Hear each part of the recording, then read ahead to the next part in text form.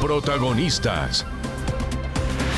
Ya son las 6 de la mañana, 48 minutos. Desde ayer, aquí en el Sistema de Medios Públicos RTBC, hemos estado siguiendo esta audiencia de reconocimiento de la verdad que ha desarrollado la Jurisdicción Especial para la Paz en Yopal, en el departamento del Casanare, y en la que hombres del Ejército, 21 exintegrantes del Ejército, un funcionario del extinto DAS y dos civiles han reconocido sus participaciones en crímenes extrajudiciales, en estos mal llamados falsos positivos, y justamente vamos a hablar con una de las víctimas de estos casos que se presentaron especialmente allí entre los años 2005 y 2008 en esa zona del oriente colombiano, en el departamento del Casanare. Él es Wilmer Andrei Pérez, el hijo de Beyer Ignacio Pérez Ramírez, quien fue asesinado en abril del año 2007 en el municipio de Hato Corozal, allí en Casanare. Wilmer, buenos días, gracias por estar con nosotros aquí en Señal de la Mañana. Hola, muy buenos días. De parte de las víctimas y de de todas las familias que estamos en el día de hoy y hemos estado el día de ayer, le agradecemos por estos espacios que nos dan para poder extender y alzar nuestra voz. Quiero hacer la salvedad que mi padre es Beyer Ignacio Pérez Hernández. Beyer Ignacio Pérez Hernández. Teníamos ahí un error en el apellido. Wilmer, pero cuéntanos un poco cómo fue el caso de su padre, esa exposición que incluso usted ha tenido la oportunidad de hacer ante la Jurisdicción Especial para la Paz en medio de esta audiencia de reconocimiento de la verdad. Bueno, el caso de mi padre es el caso de la mayoría de víctimas que hemos identificado. Un campesino que se dedicaba al trabajo de campo, que en el medio de la búsqueda también de trabajo por ayudar a sus padres, se moviliza a otra vereda del mismo departamento de Nunchía, en Casanare, a identificar pues una posada, como le llamamos acá, y también iba con su primo, que era Jolman Barbosa, y su amigo Clodomiro, porque esto fue un triple asesinato, un triple homicidio. Ellos se van a la vereda del Caucho a buscar pues el hospedaje, porque iniciaban ya su etapa laboral el lunes después de Semana Santa, porque esto ocurrió el 5 para amanecer 6 de abril, en la vereda del Caucho, donde van personal del ejército, los captura, y en ese caso, como no tienen una justificación para quitarles la vida, se les lleva a otro municipio que es la jurisdicción del municipio de Hato Corozal, en la vereda de Las Tapias, ya que pues según informes de inteligencia que ellos tenían en ese lugar, pues había presencia de las FARC del Frente 28. Entonces la forma más fácil de darle como un piso de legalidad era sacarlos desde el municipio de Nunchía, llevárselos hasta Hato Corozal y fingir que hubo un enfrentamiento con esas fuerzas ilegales de las FARC, en el cual, según ellos, mi padre y sus dos amigos caen en combate, lo cual se logró demostrar después de que nunca hubo un combate, y que por el contrario ellos buscaron la forma de modificar más bien el escenario en donde les quitan la vida, e incluso les ponen las armas en las manos, y ayer nos confiesan, por ejemplo, de que con un guante quirúrgico agarraban las armas, se las ponían ya a las víctimas que habían perdido la vida, y hacen disparar el arma para que les quedara pólvora, y que pues fuera mucho más fácil justificar que sí había sido un combate. Sí. Wilmer, ¿usted qué recuerda de su padre, de este hombre que lamentablemente fue asesinado por la fuerza pública? Los recuerdos, bueno, en ese momento yo tenía 11 años, mi padre era hijo único de Priscila Hernández y José Ignacio Pérez. Era alguien que se dedicaba al trabajo de la finca, porque mis abuelos en su momento ya tienen una edad avanzada, ahora tienen 83 y 74 años. Era realmente el pilar de la casa, porque era quien daba sustento no solamente a mis abuelos, pero también a mi familia, en este caso a mi madre, Casilda Betancourt, quien ha sido en conjunto con mi abuela, las dos personas que ya que sucede buscan las fuerzas para empezar a averiguar por qué pasó lo que pasó, quiénes hicieron lo que hicieron, y pues eso nos tomó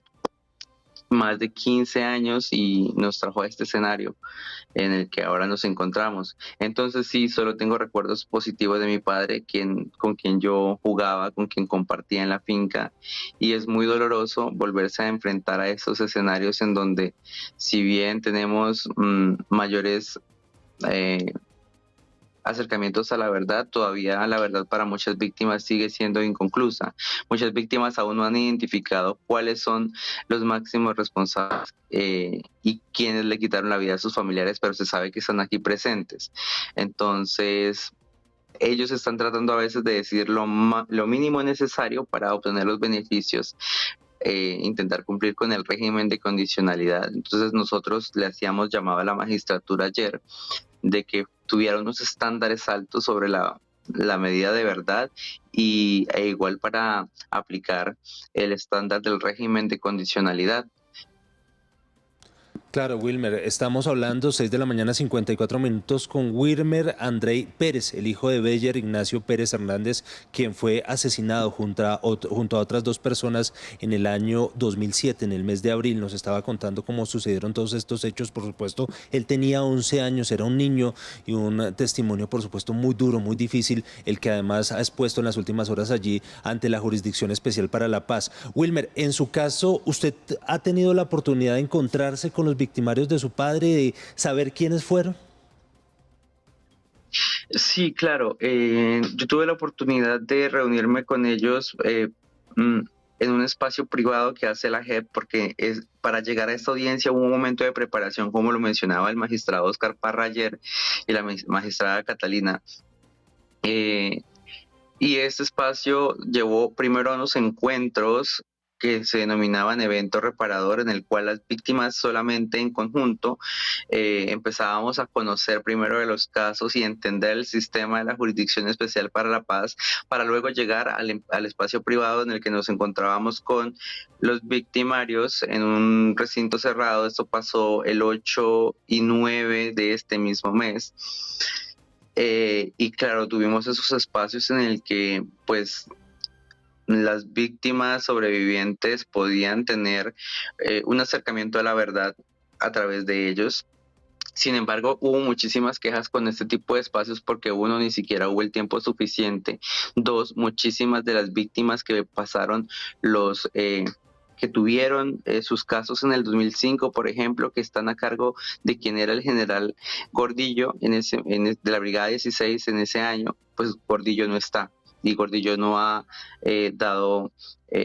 si bien ha dado versiones voluntarias, él no ha dicho más verdad de la que esperábamos que se dijera. Entonces su discurso es por omisión. Y William Torres Escalante, que es el general después del 2005 de diciembre, también se sostienen que él no sabía de estos casos y que pues si él acepta culpa es por omisión. Entonces él nos intenta vender una teoría de manzanas podridas y que pues a él lo engañaron, él no se entera de nada. Pero pues obviamente la mentira se cae por su propio peso, y eso se pudo evidenciar ayer en la audiencia, porque no estamos hablando de que solamente tenemos 24 responsables en este espacio. Como ustedes pueden imaginar, detrás de esos 24, en el auto 055 emitido el año pasado por la magistratura, se relacionan 282 agregados a la fuerza militar que están involucrados en estos casos, y otros muchos que aún no lo están. Entonces, si bien ellos están aceptando en gran medida que algunos asesinaron, también nos damos cuenta de que hay una estrategia y un pacto de silencio por no involucrar a personas de mayor rango en la pirámide del ejército. Wilmer, ¿qué significa para las víctimas poder tener estos espacios donde conocen algo de la verdad? Ustedes bien lo han dicho, esperan más de las personas que perpetraron estos crímenes, pero ¿qué significa para usted y en general para las víctimas de este atroz hecho poderse encontrar con sus victimarios y escuchar al menos de alguna medida lo que ocurrió con sus familiares? Mira, para las víctimas, a pesar de las críticas que tenemos, es un espacio muy positivo porque es la oportunidad de generar memoria, de limpiar el nombre de nuestras familias que fueron estigmatizadas porque por el solo hecho de que habían dicho que nuestros familiares eran guerrilleros, el país se lo creyó, porque entonces nosotros como víctimas y en mi caso, mi padre de forma directa haya sido ejecutado, y vendiéndose esta teoría de que pues era guerrillero, toda nuestra familia también había sido excluida. Y volver y poder escuchar que Samir Casallas, en este caso, que era el que estaba al mando del Delta 2, el grupo de desplazamiento rápido, que fue quien saca a mi papá y con sus amigos del lugar en el que se encontraban, y que él diga, sí, yo estuve, nosotros le quitamos la vida, nosotros no hicimos el debido proceso. Eso libera porque ya la sociedad y ustedes a través de los medios de comunicación, lo cual agradecemos mucho, nos están permitiendo limpiar ese buen nombre de no solamente la memoria de mi padre, pero también la de mi familia, e incluso la estigmatización que ha tenido muchísimos municipios y regiones de nuestro departamento, porque es que nos vendieron de que nosotros éramos unos guerrilleros, unos paramilitares, y aquí lo preocupante es otra cosa, que veíamos una política de Estado para matar, pero lo más preocupante es que en Casanare y también en muchos municipios y departamentos de Colombia teníamos organizaciones criminales para matar, legales las llamo yo, porque les estaba mencionando que William Torres Escalante es un máximo responsable y quien se encargaba de dirigir la brigada 16, pero a su vez por el otro lado estaba Orlando Rivas Tobar, que era la máxima figura del DAS en Casanare, y también estaba coludido con William Torres Escalante para darle pisos de legalidad a sus investigaciones y decir que efectivamente habían movimientos de grupos al margen de la ley y para justificar esos informes para poder ir a matar gente inocente. Pero también recordemos que Otoniel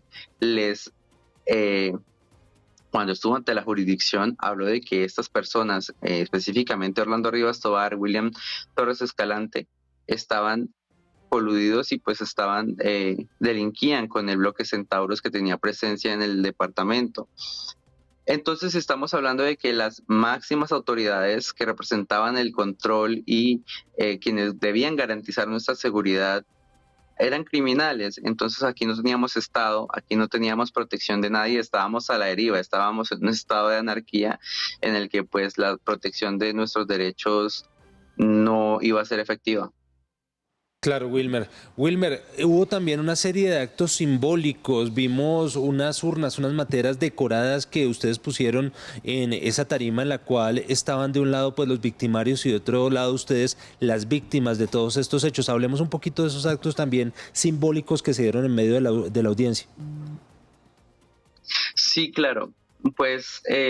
no todas las víctimas estaban de acuerdo con ese tipo de actos simbólicos. Por ejemplo, hay víctimas que son mucho más críticas y dicen, listo, sí, tenemos una matera y es como nos intentamos reconstruir, y esas grietas que están ahí representan cómo se nos dañó el proyecto de vida, pero también que pues no podemos comparar y banalizar que en este caso cuando se quita una vida tú no puedes repararla, ¿sí? Entonces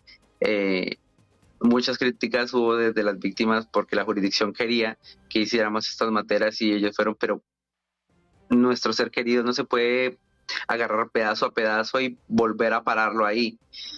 Pero también otro punto de vista es, listo, es una matera, la vamos a reconstruir, pero esa matera ya nunca va a poder tener una planta porque ya no va a cumplir su fin, ya que para que esa matera funcione deberá pues tener un reparador con conocimiento en esta técnica, ¿no? Y eso mismo se relacionaba también con el acompañamiento psicosocial que había. Si no tenemos un acompañamiento psicosocial